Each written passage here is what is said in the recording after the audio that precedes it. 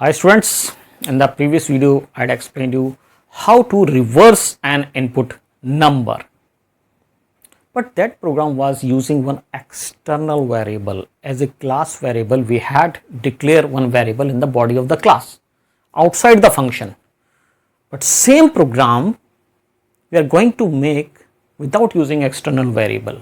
Within the function we have to reverse the number, same using recursive technique. So here is the function. I am just going to explain you step by step.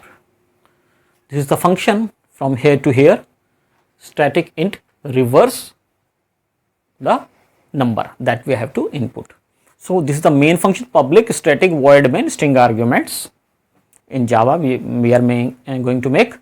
So here int rev equal to reverse, we are calling the function by passing the value 475, and finally when it will return here reversed number will be printed. So let's continue. I am passing 475, it is 475. Now what method we are going to adopt? So first we will get 5 remainder dividing by 10 will get, and we will multiply this remainder by 100, okay, then get 7, 500 plus 7 into 10, 70, so 500 plus 70, then get 4, 4 into 1, 4, 574. In such a way you will get the reverse number. So try to understand the working. So if number is 475, first of all convert into string, integer dot to string, and it will convert in string to calculate the number of digits. String is there, st. Now get the length, minus 1, length is 3, so 3 minus 1 is 2, k will be 2.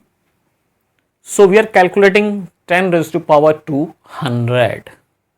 Typecasting is required because power function returns double type value.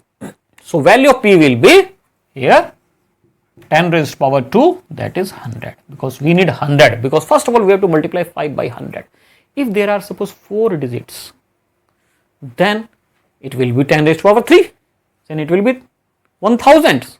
Then we need to multiply the last digit with 1000 if there are 4 digits. But right now, according to example, I have taken 3-digit number. So that's why value of p will be 100 here. Now this condition, if n is single digit number, means less than equal to 9. Now it is not less than 9 because it is 475. So come to the else, return this calculation plus calling the function. So function will be called 475 divide by 10 by 47 integer part. So in second time when it will be called, the value of n will be 47. So in the new memory block. So suppose consider this is just to explain you.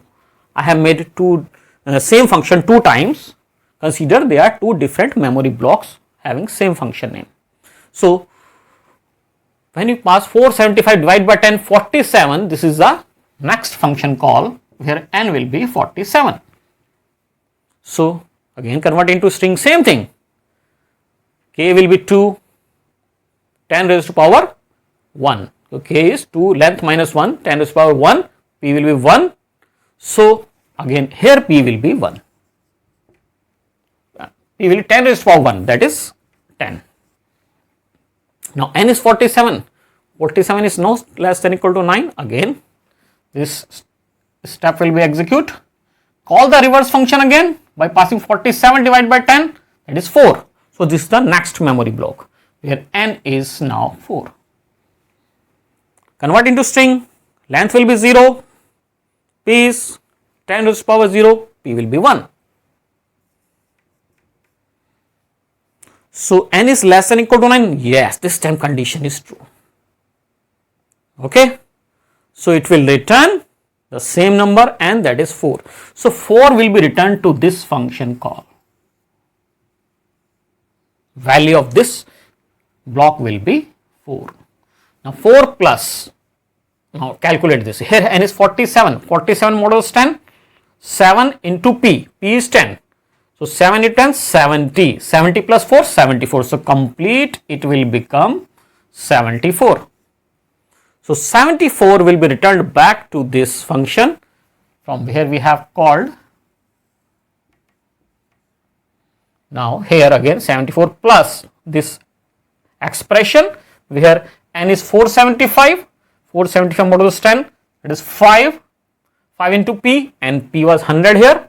So 5 into 100, 500 plus 74, 574. So finally 574 will be returned back to the main function, and it will be stored in RAM, and reverse number will be printed here.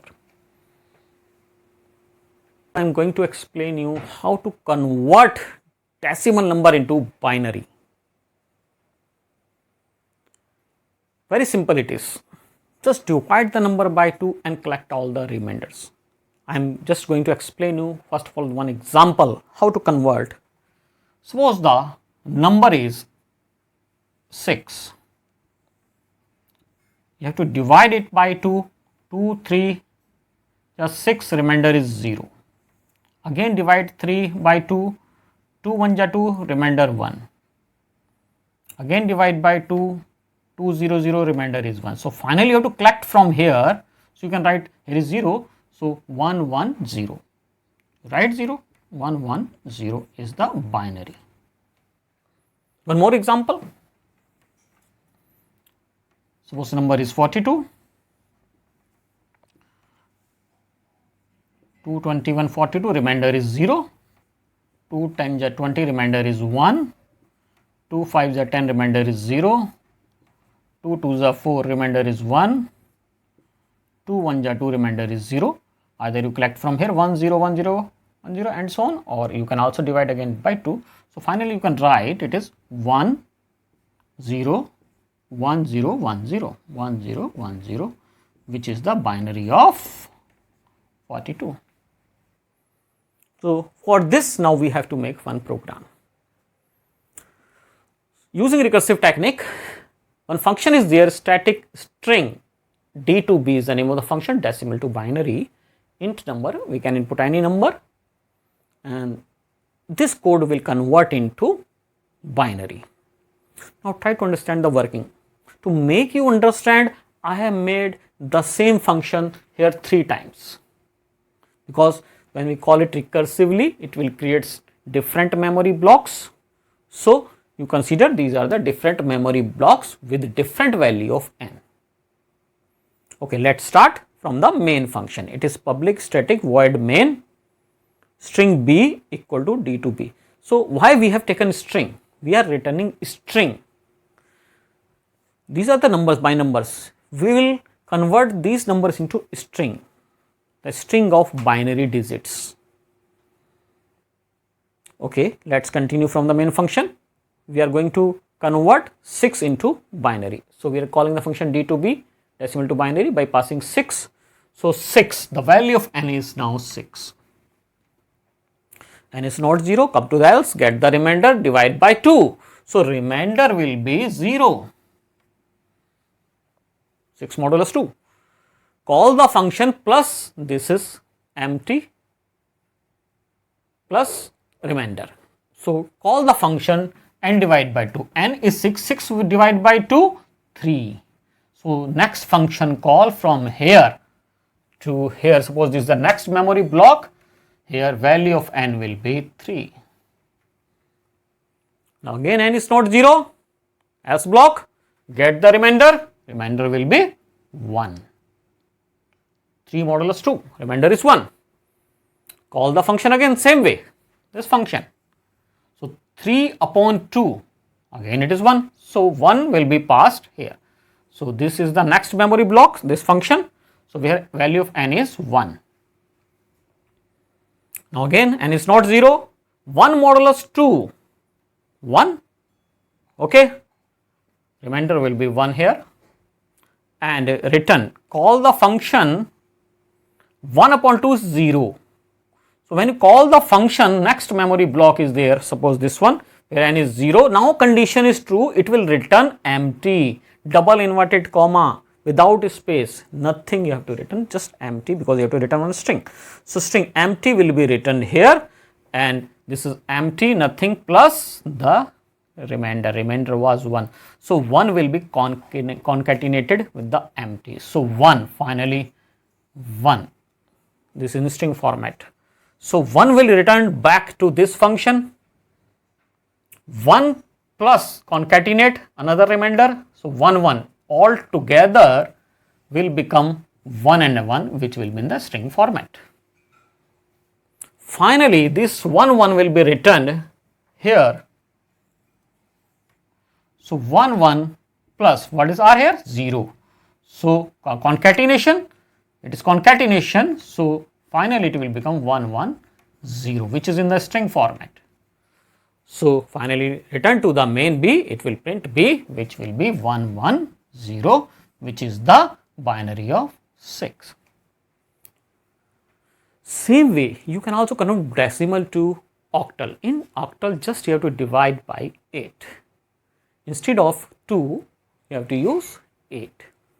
And if it is required to convert into hexadecimal number, you have to divide it by 16. But be remember one thing, when remainder comes greater than 9 here, then you need to put one condition, some conditions, because greater than 9 means remainder can be 10, 11, 12, 13, 14, 15. So in place of 10, you have to use A, in place of 11, B, then C, D, E. A, B, C, D, E, F, 10, 11, 12, 13, 14, 15.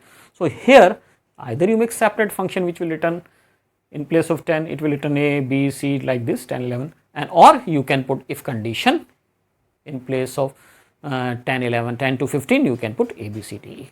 Otherwise, this is correct for decimal to binary and for decimal to binary and decimal to octal. Just you have to replace 2 by 8. That's all.